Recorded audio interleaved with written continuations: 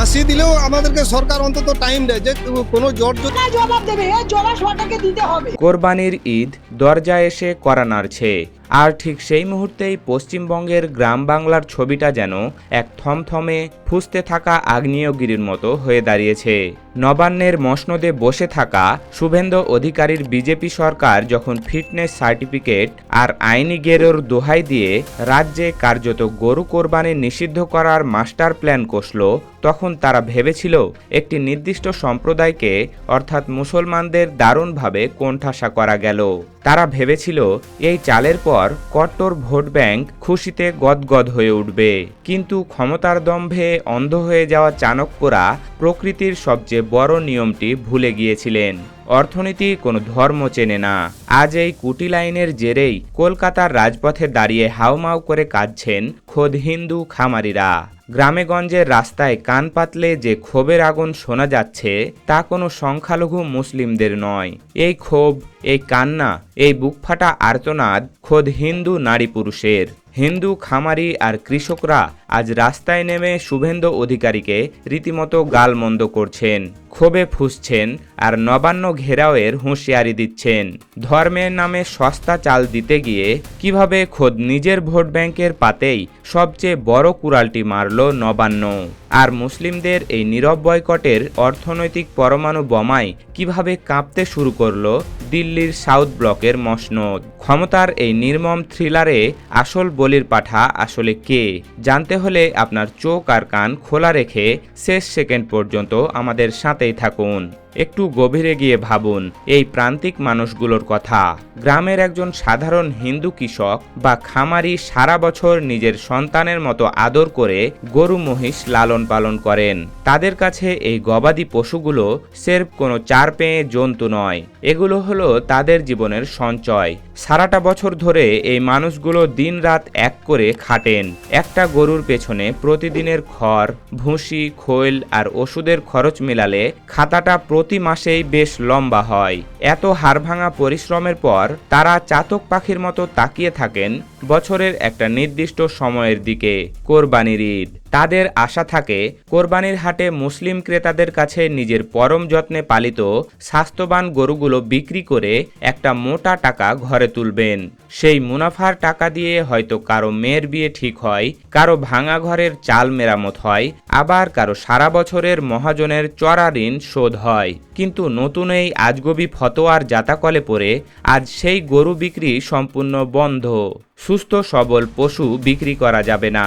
এই অদ্ভুত নিয়মের ফলে কোরবানির বাজার একেবারে মুখ থুবড়ে পড়েছে। হাজার হাজার টাকা ধার দেনা করে যে পশু খামারিরা বড় করেছিলেন আজ সেগুলোই তাদের গলার কাঁটা হয়ে দাঁড়িয়েছে। প্রাণী সম্পদ খাতে বিনিয়োগ করা কোটি কোটি হিন্দুদের পরিবার আজ একেবারে নিঃস্ব ও অসহায়। তাদের চোখে এখন শুধুই অন্ধকার আর মুখে একটাই প্রশ্ন, ধর্মের রাজনীতি করতে গিয়ে আমাদের পেটে কেন লাথি মারল সরকার? গ্রামের এই হাহাকারের রেস এসে পড়েছে কলকাতার বুকেও। কলকাতার পার্ক সার্কাসের দিকে একবার চোখ ঘোরালেই মেরুদণ্ড দিয়ে একটা ঠান্ডা স্রোত বয়ে যাবে। গরুর মাংস বিক্রির সারি সারি দোকানগুলো আজ খা খা করছে, সবগুলোর শাটার নামানো। না, সেখানে কোনো দাঙ্গা হয়নি, কেউ লাঠিসোঁটা নিয়ে জোর করে দোকান বন্ধ করতে আসেনি, কোনো ভাঙচুরও হয়নি। দোকান মালিকরা নিজেরাই এক গভীর আতঙ্কে নিঃশব্দে নিজেদের রুটি রুজির দরজা চিরতরে বন্ধ করে দিয়েছেন। সবার মনে একটাই ভয়, নতুন সরকার এসেছে, উগ্রবাদীদের আবেগে আঘাত লাগে এমন কোনো কিছুই হয়তো এই রাজ্যে আর নিরাপদ চলতে দেওয়া হবে না। তর্কের খাতিরে যদি ধরেও নেওয়া যায় যে যারা কাল পর্যন্ত গরুর মাংস বিক্রি করত তারা আজ থেকে ব্যবসা বদলে মুরগি বা ছাগলের মাংস বিক্রি করবে, কিন্তু আসল থ্রিলার আর অর্থনৈতিক মহাবিপত্তিটা তো শুরু হচ্ছে ঠিক এরপর থেকেই। একটা গোটা রাজ্যের বা দেশের অর্থনীতি কিভাবে তাসের ঘরের মতো ভেঙে পড়তে পারে তার এক ভয়াবহ ব্লুপ্রিন্ট এবার একটু ঠান্ডা মাথায় হিসাব করে দেখা যাক। ধরা যাক হিন্দুত্বের আবেগে ভর করে সারা ভারতবর্ষে গরুর মাংস সম্পূর্ণ নিষিদ্ধ ও বন্ধ করা হলো। এর অনিবার্য চেন রিয়াকশন হিসাবে পরবর্তী কোপটা গিয়ে পড়বে মোষের মাংস বা বাফেলো মিটের ওপর। অনেকেই হয়তো এই তথ্যটি জানেন না যে বাফেলো মিট বা মোষের মাংস রপ্তানি রপ্তানিতে ভারত পৃথিবীতে একটা অত্যন্ত বিশিষ্ট এবং শীর্ষস্থানীয় স্থান দখল করে আছে। প্রতি বছর এই মাংস বিদেশে রপ্তানি করে ভারতের ফরেন এক্সচেঞ্জ রিজার্ভ বা বৈদেশিক মুদ্রার ভাণ্ডারে একটি বিশাল অংশ জমা হয়। রাতারাতি যদি সেই আন্তর্জাতিক সাপ্লাই চেইন বন্ধ করা হয় তবে দেশের জিডিপিতে যে বিশাল ও ঐতিহাসিক ধস নামবে তা সামলানোর ক্ষমতা কি শুভেন্দু বা মোদী সরকারের আছে? আন্তর্জাতিক বাজারে ভারতের যে বাণিজ্যিক সুনাম ও চুক্তি রয়েছে তা এক নিমিষেই ধুলোয় মিশে যাবে। বৈদেশিক মুদ্রা আসার পথ বন্ধ হলে দেশের টাকার দাম আন্তর্জাতিক বাজারে হু হু করে পড়ে যাবে, যার মাসুল গুনতে হবে দেশের প্রতিটি সাধারণ নাগরিককে। এবার আসুন দুগ্ধ শিল্প বা ডেইরি ইন্ডাস্ট্রির দিকে। বড় বড় ডেইরি কোম্পানি থেকে শুরু করে গ্রামের সাধারণ লাইভস্টক ফার্মার যারা গরুর দুধ বিক্রি করে সংসার চালান, তাদের অর্থনীতির মূল ভিত্তি কি? একটা গরুর বয়স হয়ে গেলে যখন তার আর দুধ দেওয়ার ক্ষমতা থাকে না, তখন সেই আনপ্রোডাক্টিভ বা অকর্মণ্য গরুগুলোকে কৃষকেরা মাংসের বাজারে বিক্রি করে দেন, আর সেই বিক্রির টাকাতেই তারা আবার নতুন দুধেল গাই কেনেন। চক্রটি শত শত বছর ধরে এভাবেই ঘুরে আসছে। কিন্তু যদি মাংসের বাজার বা কেনাবেচা সম্পূর্ণ বন্ধ হয়ে যায় তবে কৃষকরা ওই বয়স্ক দুধ দিতে অক্ষম গরুগুলোকে নিয়ে কি করবেন? একজন গরিব কৃষকের পক্ষে কি সম্ভব প্রতিদিন শয়ে শয়ে টাকা খরচ করে খড় আর ভুসি খাইয়ে একটা অকর্মণ্য গরুকে সে বসিয়ে বসিয়ে পোষা?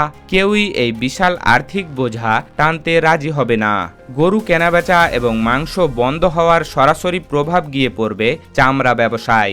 গরুর চামড়া ছাড়া এই বিশাল লেদার ইন্ডাস্ট্রির চাকা 1 ইঞ্চিও ঘুরবে না। র মেটেরিয়াল বা কাঁচামালের অভাবে লেদারের ব্যাগ, মানি ব্যাগ, বেল্ট এবং জুতার কারখানাগুলো একে একে বন্ধ হতে শুরু করবে। কলকাতার বানতলা লেদার কমপ্লেক্সে কাজ হারাবেন লক্ষ লক্ষ চর্ম শ্রমিক ও সাধারণ কর্মচারী।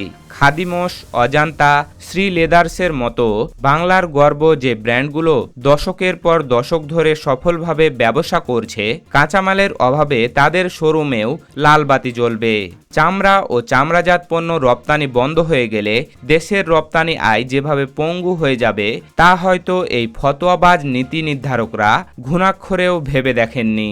রাজনীতির সস্তা আবেগে একটি অত্যন্ত লাভজনক শিল্পকে চিরতরে কবর দেওয়া হচ্ছে। গরুর মাংস আজও এদেশের কোটি কোটি গরিব ও শ্রমজীবী মানুষের প্রোটিনের একটা অত্যন্ত সস্তা এবং বড় উৎস। সেই প্রোটিনের সোর্সটা যদি হঠাৎ করে বন্ধ হয়ে যায় তবে এই বিশাল জনসংখ্যার পুষ্টির চাহিদা গিয়ে পড়বে ছাগল আর মুরগির ওপর। ডিমান্ড এবং সাপ্লাইয়ের সাধারণ অর্থনৈতিক নিয়মে রাতারাতি ছাগল আর মুরগির দাম এমনভাবে রকেটের গতিতে ছুটবে যে তা শুধু গরিব মানুষ নয়, সাধারণ মধ্যবিত্তরও একেবারে নাগালের বাইরে চলে যাবে।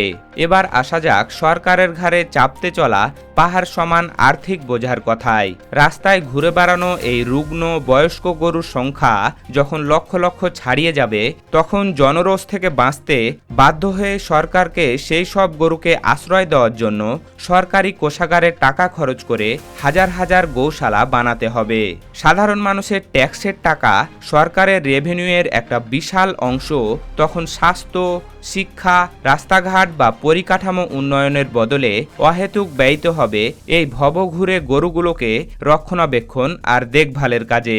তাছাড়া চামড়া আর মাংসের ইন্ডাস্ট্রি বন্ধ হয়ে যাওয়ার ফলে যে লক্ষ লক্ষ মানুষ রাতারাতি বেকার হয়ে যাবেন তাদের বিকল্প কর্মসংস্থানের ব্যবস্থা কে করবে? বন্ধুরা, এই সমস্যাগুলো কোনোভাবেই আর হিন্দু, মুসলিম, শিখ বা খ্রিস্টানদের ধর্মীয় গণ্ডিতে আটকে নেই। এটি আজ আপামর সমস্ত মানুষের অস্তিত্বের সংকট। বাংলার মুসলিম এবং অন্যান্য সম্প্রদায় যদি ক্ষোভে ফেটে পড়ে আজ সিদ্ধান্ত নেয় যে ঠিক আছে আমরা একটা বছর গরুর মাংস ছুঁবই না, তবে তার ফলে ভারতের অর্থনীতির ওপর দিয়ে যে ভয়াবহ সাইক্লোন বয়ে যাবে সেটা বুঝতে গেলে কোনো অর্থনীতিবিদ হওয়ার প্রয়োজন নেই। শুভেন্দু অধিকারীর একটা হঠকারী সিদ্ধান্তে আজ বাংলার গ্রামীণ অর্থনীতিতে যে টাইম বোমা ফিট করে দিয়েছে তার কাউন্টডাউন ইতিমধ্যেই শুরু হয়ে গেছে। খামারিদের এই ক্ষোভ, এই কান্না আর রাস্তার আন্দোলন তো কেবল একটা ট্রেলার মাত্র। আসল ক্লাইম্যাক্স তো এখনো বাকি। সুপ্রিয় দর্শক, রাজনৈতিক ফায়দার জন্য একটি সুপ্রতিষ্ঠিত অর্থনৈতিক চেনকে ধ্বংস করার এই আত্মঘাতী নীতিকে আপনি কিভাবে দেখছেন?